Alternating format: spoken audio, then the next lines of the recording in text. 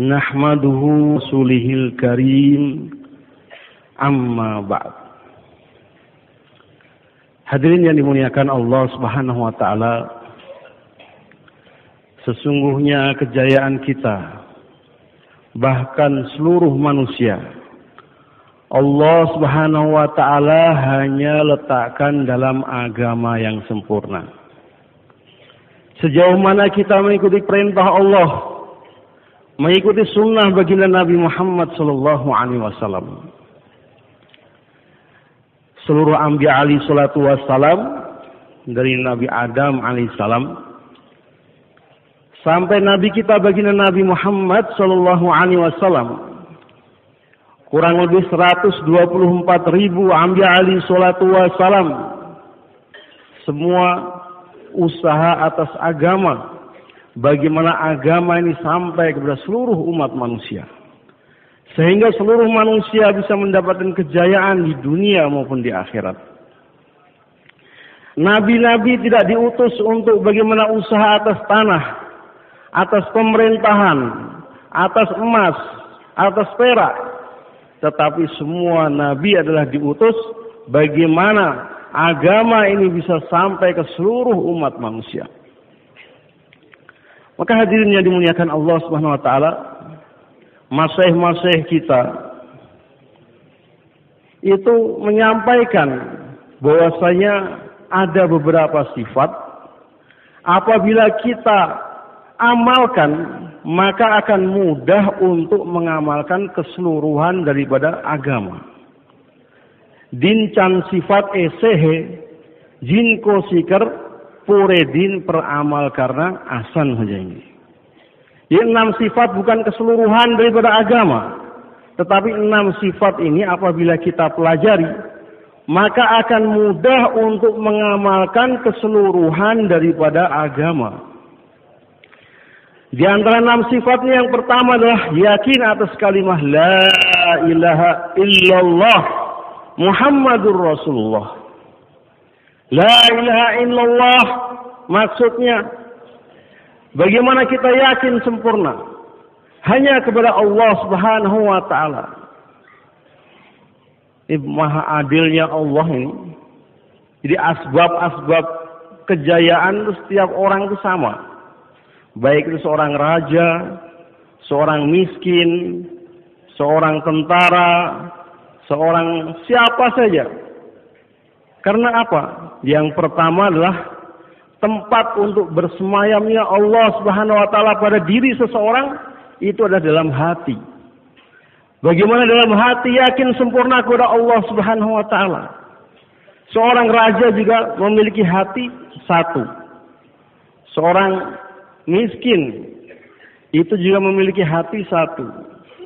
Pegawai negeri maupun swasta semua memiliki hati satu. Jadi asbab kejayaan sama, baik orang kaya, orang miskin, raja maupun rakyat biasa sama. Dikasih hati satu. Bagaimana dalam hati ini kita penuhkan keyakinan sepenuhnya kepada Allah Subhanahu wa taala.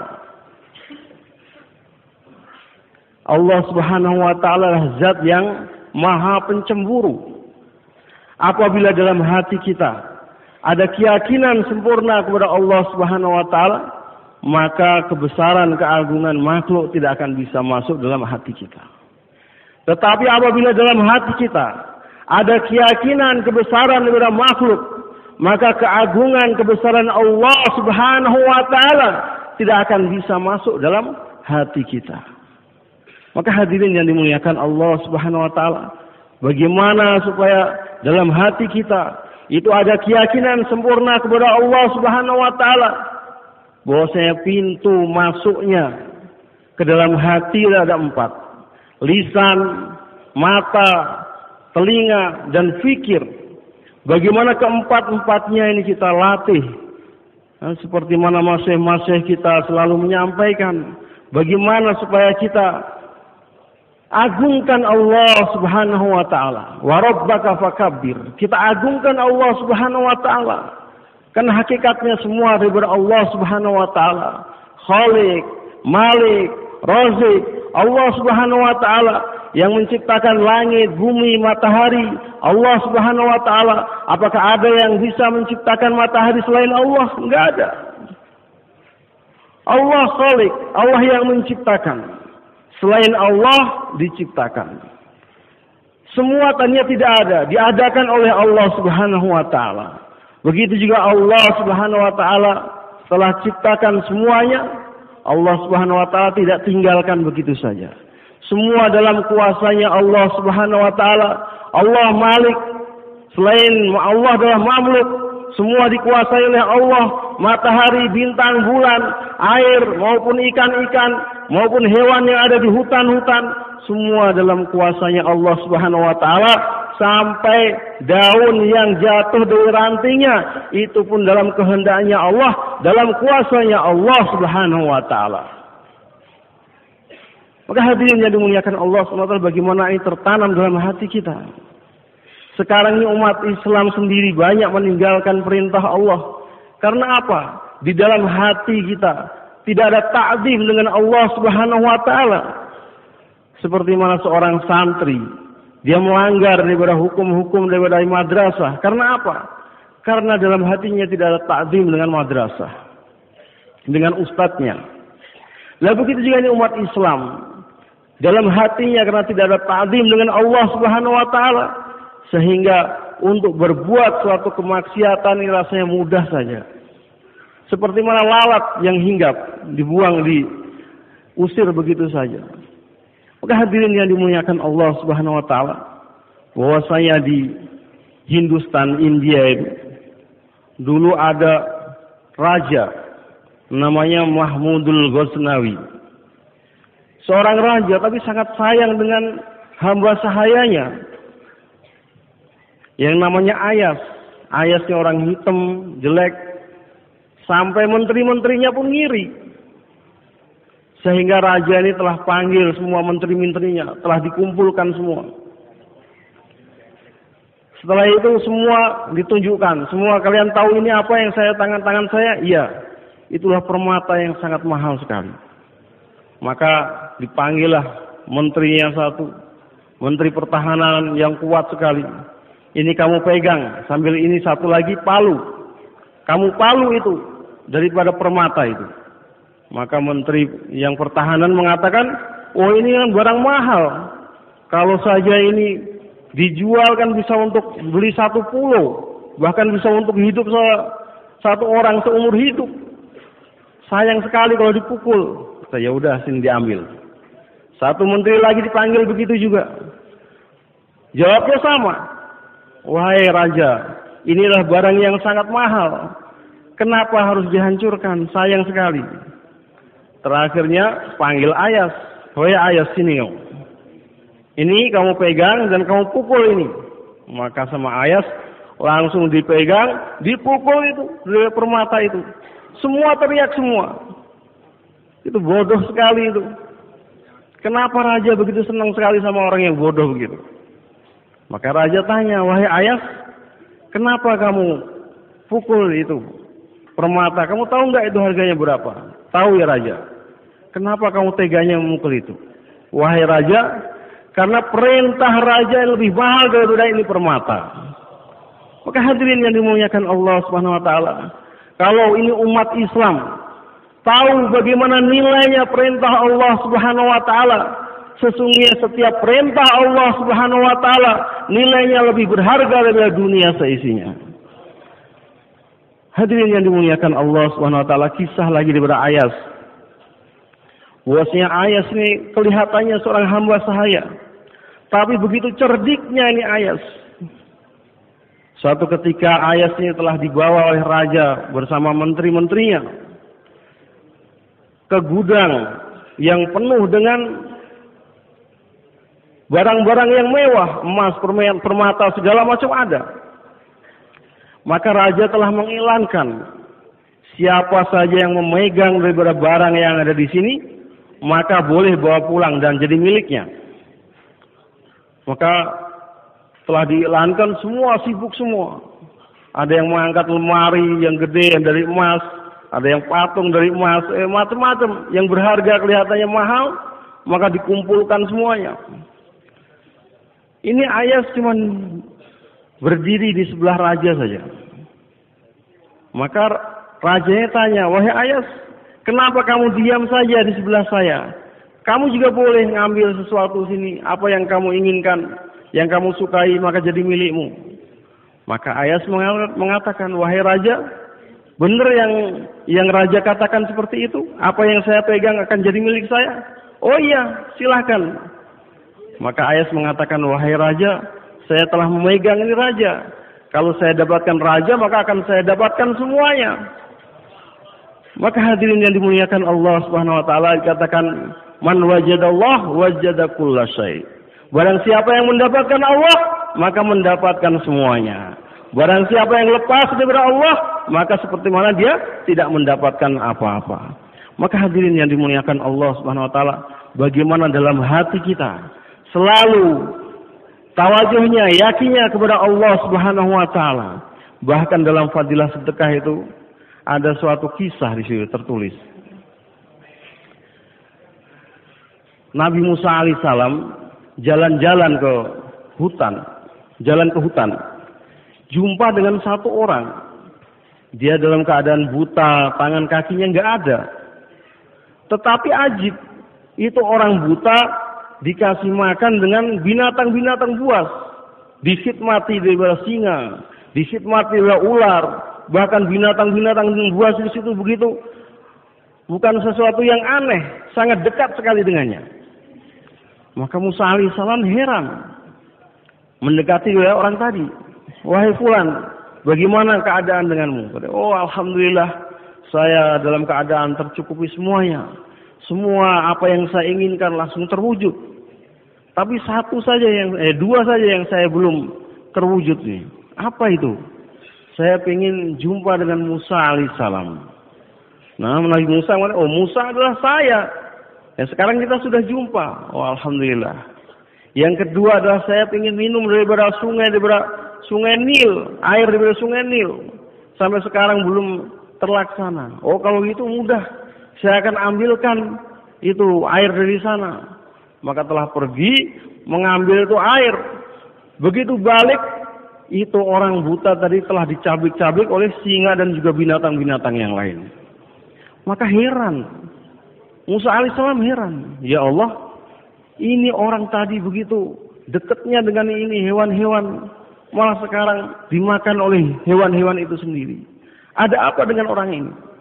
Karena Musa alaihissalam adalah kalimullah. Allah Subhanahu wa taala langsung menjawabnya. Bahwasanya saya ini sangat senang sekali kepada hambaku siapa saja.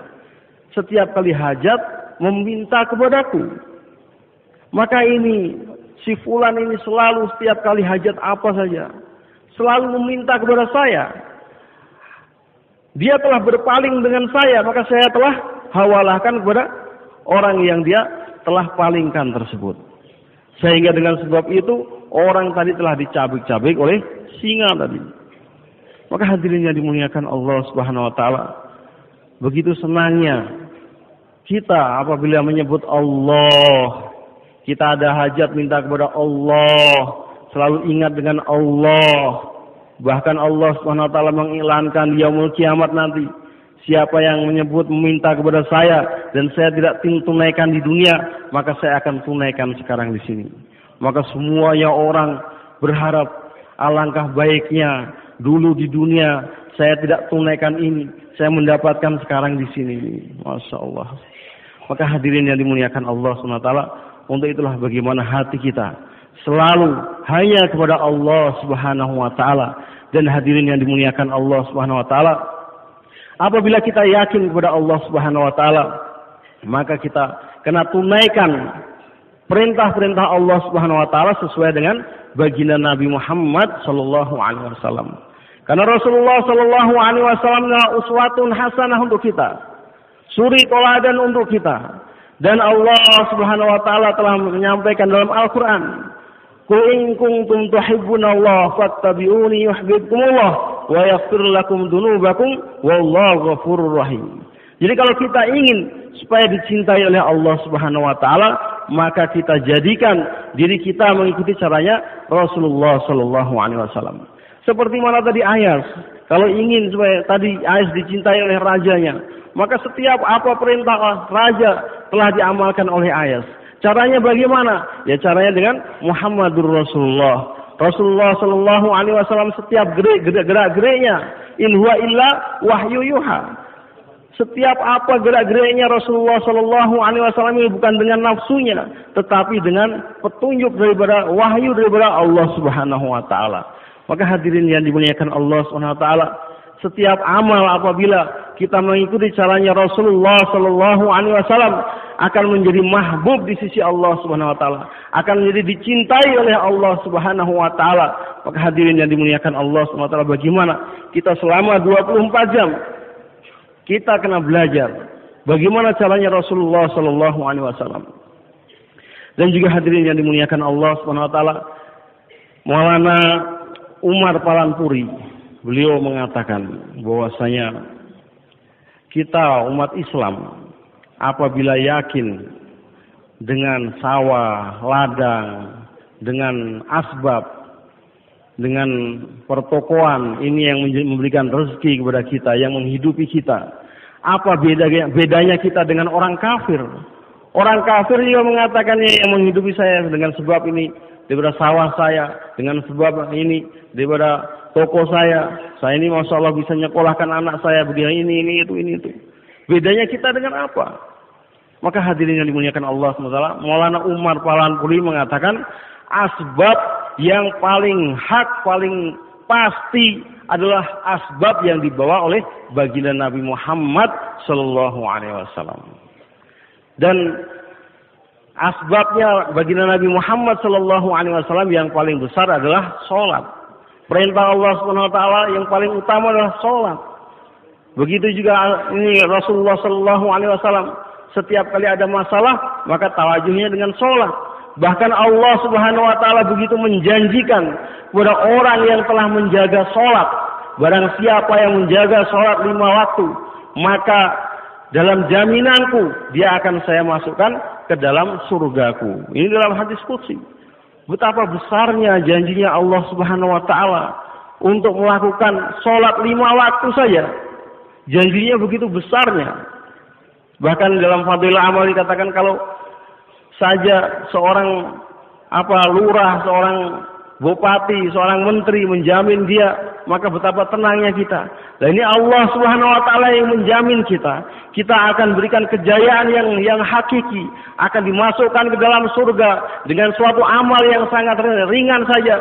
Salat, menjaga salat 5 waktu, maka Allah Subhanahu wa taala akan menjamin dia akan dimasukkan ke dalam surga.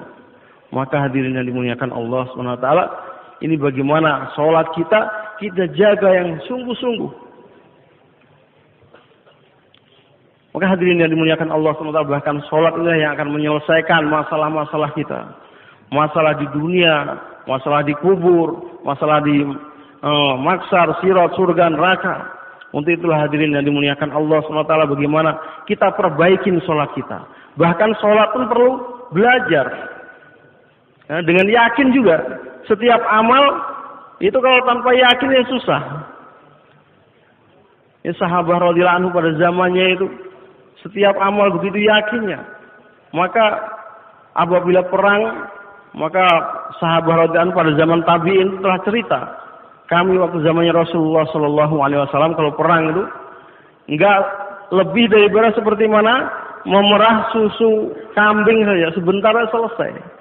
Karena begitu keyakinannya, amalnya, nusratullah begitu cepatnya kepada sahabat radhiyallahu anhu. Maka hadirin yang dimuliakan Allah SWT, kelihatannya sama salatnya sahabat dengan tabi'in. Tetapi zahirnya sama, tapi karena yakinnya yang beda, sehingga nusratullah beda. Lebih cepat kepada sahabat radhiyallahu anhu. Lah kita juga begitu. Ya, kita kena latihan. Bagaimana supaya nusratullah yang datang kepada kita? Kita kena latihan. Salat lagi, doa lagi, yang mana telah diamalkan oleh Rasulullah sallallahu alaihi wasallam dan sahabat radhiyallahu anhu. Rasulullah sallallahu alaihi wasallam setiap kali ada masalah-masalah langsung tawajuh dengan Allah Subhanahu wa taala dengan perantaraan salat. Ya begitu sahabat radhiyallahu anhu. Bagaimana kisahnya Anas bin Malik radhiyallahu anhu ketika pergi ke ladangnya, di sana tidak ada. Begitu sampai sana tanya dengan penjaga kebunnya, bagaimana keadaannya kebun-kebunnya? Wahai tuan, bahwasanya kebun-kebunnya ini telah kekeringan karena telah lama enggak ada hujan. Maka Anas bin Malik radhiyallahu anhu minta air wudu, kemudian sholat, berdoa. Dilihat enggak ada tanda-tanda lagi, sholat lagi, doa lagi. Bahkan ini tidak hanya sekali, Pak. Berulang kali, lagi dan lagi dan lagi. Mungkin ada wudunya, ada kekurangan. Mungkin rukuknya, sujudnya, begitu tawajuhnya. Bahwasanya ini begitu yakinnya sahabat radhiyallahu anhu akan pertolongannya Allah Subhanahu wa taala, sehingga terakhirnya begitu sholat, doa, ini hamba sahayanya, penjaga daripada kebunlah lari-lari menuju kepada Anas bin Malik radhiyallahu anhu, wahai tuan, hujan telah turun begitu lebatnya. Maka Anas bin Malik radhiyallahu anhu telah ngasih kudanya, coba kamu tengok hujan dari mana sampai mana. Begitu hamba sahayanya yang penjaga kebun tadi melihat ternyata hujan itu hanya berada di kebunnya Anas bin Malik radhiyallahu anhu saja. Masya Allah. Nah, ini kekuatan amal. Jadi sholat ini adalah suatu untuk bagaimana menarik ghazanahnya Allah Subhanahu wa taala. Pintu daripada ghazanahnya Allah dengan sholat. Bagaimana kita kena latihan. Kita telah mendapatkan suatu, Masya Allah, asbab-asbab yang luar biasa. Asbab sholat, asbab amal-amal yang lain. Maka kita kena belajar. Segala sesuatu kena belajar. Nah ini untuk menarik ghazanahnya Allah yang hakiki, yang pasti, itu pun juga kena belajar. Untuk jadi dokter, insinyur itu kena belajar. Nah untuk sholat juga kita kena belajar. Kita lagi dan lagi, tawajuh lagi, sholat lagi, doa lagi. Sehingga nusratullah datang bersama kita. Maka kita kena belajar. Bahkan begitu besarnya keutamaan orang yang belajar.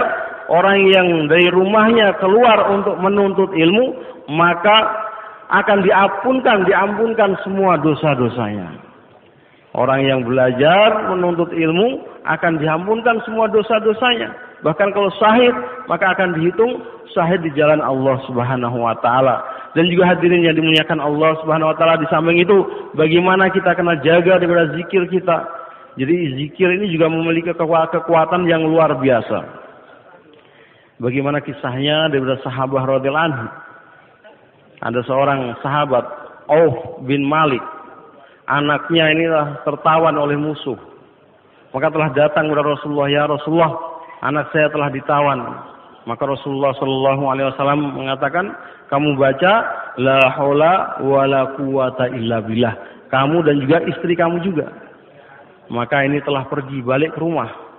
Telah disampaikan kepada istrinya bahwasanya pesan daripada Rasulullah sallallahu alaihi wasallam supaya kita banyak-banyak berzikir la haula wala quwata illa billah. Maka telah zikir itu sampai malam. Begitu sampai malam, tahu-tahu anaknya datang. Ada yang ngetuk pintu. Bapaknya mengatakan ini kak seperti suaranya Auf. Maka telah ditengok keluar. Ternyata benar. Anaknya Auf. Begitu senangnya. Tapi heran. Ini bersama Auf adalah banyak sekali unta-unta. Banyak sekali binatang-binatang ternak, kambing-kambing banyak sekali. Maka ditanya bagaimana kejadian ini seperti ini. Maka Auf bin Malik telah cerita anaknya tadi yang ditawan. Bahwasanya saya ini telah diborgol dengan borgol besi, diikat tangan kaki, udah nggak bisa gerak. Maka waktu tengah malam, kira-kira jam 1 ya tengah malam, itu semua kendor semuanya. Dan semua pada tidur semua. Maka saya telah keluar dan naik salah satu daripada unta. Dan itu begitu unta jalan, ternyata unta satu sama yang lain tuh saling terikat. Maka begitu satu unta jalan, semua untanya jalan ikut jalan semua. Dan semua binatang-binatang juga ikut jalan semuanya. Ini semua berkah. La haula wala quwata illa billah. Kemudian waktu pagi harinya telah diceritakan kepada Rasulullah sallallahu alaihi wasallam. Maka Rasulullah sallallahu alaihi wasallam telah membaca suatu ayat, wa may yattaqillaha yaj'al lahu makhraja. Barang siapa yang bertakwa kepada Allah Subhanahu wa taala, Allah taala akan berikan jalan-jalan keluar. Ya, ini dengan cara salah satunya amalnya Rasulullah. Ini amal yang paling hak ini. Ya, dengan zikir la haula wala quwata ya, udah begitu dahsyatnya. Nah, karena apa? Dengan yakin. Nah, ini Rasulullah sallallahu alaihi wasallam banyak sekali ngasih amalan-amalan kepada kita.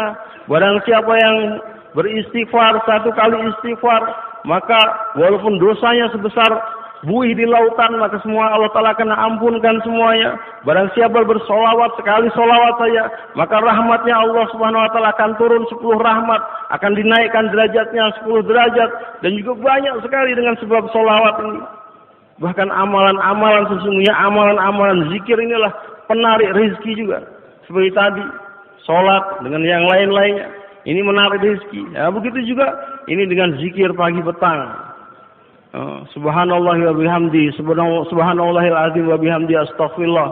Sebelum subuh, maka 100 kali kita baca, Allah Ta'ala akan berikan rezeki yang berlimpah pada hari itu.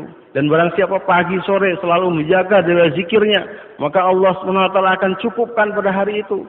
Barang siapa yang baca Yasin pada permulaan hari, maka Allah SWT akan selesaikan, akan cukupkan pada hari itu. Dan banyak sekali amalan-amalan. Maka masih kita bagaimana menganjurkan kepada kita sekurang-kurangnya pagi sore itu zikirnya istighfar 100 kali, sholawat 100 kali, subhanallah, alhamdulillah, wa la ilaha illallah, Allahu akbar 100 kali. Dan juga bagaimana kita baca Quran, begitu juga tahajud kita dan juga sholat-sholat sunnah dan juga doa-doa mas sunnah kita amalkan. Dan juga hadirin yang dimuliakan Allah Subhanahu Wa Taala, bahwasanya surga itu ada 8 pintu, salah satunya adalah khusus untuk orang yang zakirin. Barang siapa yang lisannya basah dengan zikir, maka Allah Subhanahu Wa Taala akan jadikan dia masuk surga dengan tersenyum-senyum. Dan juga hadirin yang dimuliakan Allah SWT, bagaimana kita memiliki akhlak seperti mana akhlaknya Rasulullah Sallallahu Alaihi Wasallam. Bahwasanya Rasulullah Sallallahu Alaihi Wasallam ini rahmatan lil alamin. Ini untuk umat yang luar biasa. Ini bukan hanya mengajarkan bagaimana akhlaknya sesama orang manusia, bahkan dengan binatang sekalipun Rasulullah Sallallahu Alaihi Wasallam telah mengajarkan bagaimana untuk menyembelih, bagaimana memelihara semuanya. Rasulullah Sallallahu Alaihi Wasallam telah mengajarkan kepada kita. Dan juga hadirin yang dimuliakan Allah SWT, dengan sebab akhlak Rasulullah Sallallahu Alaihi Wasallam banyak sekali kisah-kisahnya, sehingga orang tadi telah mendapatkan hidayah. Bagaimana Rasulullah Sallallahu Alaihi Wasallam setiap hari menyuapin orang Yahudi yang buta. Begitu Rasulullah Sallallahu Alaihi Wasallam wafat, maka Abu Bakar Siddiq radhiyallahu anhu tanya kepada anaknya Aisyah radhiyallahu anha, wahai Aisyah, apakah Rasulullah ada satu amalan yang khusus? Oh ada, bahwasanya di sana ada seorang pengemis Yahudi selalu menyuapin terus. Maka ini Abu Bakar Siddiq radhiyallahu anhu telah pergi ke sana, telah menyuapinnya itu orang Yahudi. Maka orang pengemis tadi mengatakan, wahai nak, kamu jangan ikut dengan ini, namanya Muhammad ini, bahwasanya menyesatkan ini. Abu Bakar Siddiq radhiyallahu anhu langsung marah. Kenapa kamu begitu? Siapa? Kenapa kamu marah, nak? Bahwasanya yang kamu caci itu yang setiap hari menyuapin kamu, dan saya inilah menggantikannya. Dan yang menyuapin kamu tiap hari itu telah wafat, meninggal dunia. Maka orang Yahudi mendengar itu langsung masuk Islam, Masya Allah. Dan juga banyak sekali yang mana dengan sebab akhlaknya Rasulullah Sallallahu Alaihi Wasallam, ini orang telah mendapatkan hidayah. Bahkan Maulana Ihsanul Haq Rewin itu selalu berdoa, jangan sampai dengan sebab lisan kita, dengan sebab tangan kita, dengan sebab amal kita, orang Islam telah jauh daripada, atau orang-orang telah jauh daripada hidayah. Dengan lisan kita, orang jadi hatinya tersayat. Dengan tangan kita, orang yang lain menjadi hatinya tersayat. Bahkan orang Islam, serendah-rendahnya orang Islam, itu dalam hadis dikatakan lebih mulia daripada Hajar Aswad yang ada di Baitullah. Masya Allah. Nilainya orang Islam begitu mulianya. Dan juga hadirin yang dimuliakan Allah Subhanahu wa taala, bagaimana setiap amal kita hanya semata-mata untuk mencari ridhonya Allah. Bahwasanya ada satu orang yang keluar dari rumahnya. Dia ingin bersedekah waktu malam hari. Waktu pagi hari telah diketahui, dihilangkan, ada orang yang sedekah banyak sekali, tapi yang menerima seorang pelacur. Maka dia, ya Allah, ternyata sedekah saya kepada orang pelacur, enggak pas ini. Udah besoknya saya ulangi lagi, malamnya keluar lagi. Dia sedekahkan kepada orang, setelah diam-diam. Waktu pagi hari telah diiklankan lagi. Tadi malam ada orang yang sedekah kepada orang kaya. Maka ini mikir juga, wah kenapa sedekah kepada orang kaya? Wah mungkin salah. Udah besoknya sedekah lagi. Maka telah bersedekah lagi. Ya orang pencuri ternyata sampai 3 hari begitu. Maka hadirin yang dimuliakan Allah SWT, ternyata karena keikhlasannya itu, maka seorang pelacur menjadi tobat pelacurnya, seorang kaya menjadi dermawan, yang orang pencuri menjadi tobat untuk bercuri. Maka hadirin yang dimuliakan Allah Ta'ala, dengan ikhlas inilah hidayah, nurnya hidayah. Maka setiap amal bagaimana kita selalu tawajuhkan hanya semata-mata untuk mencari ridhonya Allah Subhanahu wa taala. Maka hadirin yang dimuliakan Allah Subhanahu wa taala, bagaimana supaya ini sifat-sifat ini ada dalam diri kita, maka kita kena luangkan waktu kita, diri kita, harta kita untuk keluar di jalan Allah Subhanahu wa taala. Yang jelas untuk ini umat Allah Subhanahu wa taala telah berikan keutamaan yang luar biasa. Qul in kuntum, bahasanya sekalian sebaik-baik umat, kuntum khaira ummatin ukhrijat linnas. Ya. Untung ini telah diberikan kepada ini umat yang diberikan syarat di situ. Amal ma'ruf nahi mungkar. Maka apabila kita enggak buat ini, maka bagaimana apakah kita tergolong daripada umatnya Rasulullah sallallahu alaihi wasallam yang dikatakan yang sebaik-baik umat. Maka hadirin yang dimuliakan Allah Taala, bahkan dalam hadis dikatakan bahwasanya di yaumul kiamat nanti ada satu golongan yang duduknya bersama dengan para anbiya alaihi salatu wassalam, dengan nabi-nabi, tapi dia bukan nabi. Dia duduk di kursi-kursi yang penuh dengan cahaya. Maka semua pada tanya, siapa itu? Kok banyak sekali? Bahkan seperti nabi-nabi kursinya berjajar-jajar. Oh, itu adalah umatnya Muhammad sallallahu alaihi wasallam. Loh, kenapa bisa buat seperti itu? Bisa mendapatkan kedudukan seperti itu? Karena dia membuat kerja seperti mana kerja kenabian, masya Allah. Kita ini telah mendapatkan keberkahan karena Rasulullah Shallallahu Alaihi Wasallam adalah khatamun nabiyyin. Maka kita semua memiliki tanggung jawab. Baik laki-laki, perempuan, tua, muda, semuanya anak-anak memiliki tanggung jawab yang telah memiliki kalimat La ilaha illallah Muhammadur Rasulullah, memiliki tanggung jawab bagaimana agama ini ada pada diri kita, pada kampung kita, bahkan ke seluruh alamnya tanggung jawab kita. Sahabat radhiyallahu anhu begitu semangatnya, jazbahnya untuk mengamalkan ini agama. Ada seorang sahabat yang telah bawa dari kudanya sampai ke Afrika ujung sana dan memasukkan kudanya ke lautan. Kalau saja ini di seberang lautan ini ada orang di sana, akan saya bawa ini agama untuk sampaikan agama kepada orang tersebut. Begitu semangatnya. Jadi hadirin yang dimuliakan Allah SWT, sekarang ini orang Islam ini sebenarnya sifat-sifat ini kalau ada pada orang Islam sedikit saja, maka insya Allah dengan waktu yang cepat saja Allah Ta'ala akan sebarkan ini agama. Maka yang pertama adalah bagaimana kita jadikan ini kerja sebagai maksud hidup kita, kerja kita sebagai umatnya baginda Nabi Muhammad SAW memiliki tanggung jawab. Bahkan masih kita selalu mengatakan, ini kita kena istighfar kita kena diistighfarin lagi. Kenapa kita tidak jadikan ini kerja sebagai tanggung jawab kita, sebagai kerja kita? Hadirin yang dimuliakan Allah SWT, ini sebenarnya bagaimana nusratullah bersama kita yang luar biasa apabila kita jadikan kerja ini sebagai kerja kita. Maka insya Allah semua siapa ambil bagian salah ya. Kita insya Allah niat untuk bisa. Masya Allah kalau kita pergi ke Pakistan tuh malu. Semua sana kalau taskil itu 4 bulan setiap tahun itu hal yang biasa. Masya Allah. Dan kita untuk keluar, siapa yang siap keluar 4 bulan mungkin bisa dihitung ini, Masya Allah. Insya Allah kita niatkan, kita jadikan dakwah ini maksud hidup kita. Kita balik ke makomi kibah kita hidupkan makomi kita 5 amal, kita hidupkan di masjid-masjid kita insya Allah semua ya. Dan kita niatkan bagaimana kita hidupkan masjid-masjid seluruh alam, kita jadikan hidup 5 amal semuanya. Semoga Allah Subhanahu wa taala berikan taufik dan pilih kita untuk menjadikan dakwah ini maksud hidup kita. Subhanallah wa bihamdihi. Mohon perhatian Bapak-bapak sekalian, bagi Bapak-bapak yang sudah menempatkan bedding di bloknya masing-masing, mohon dengan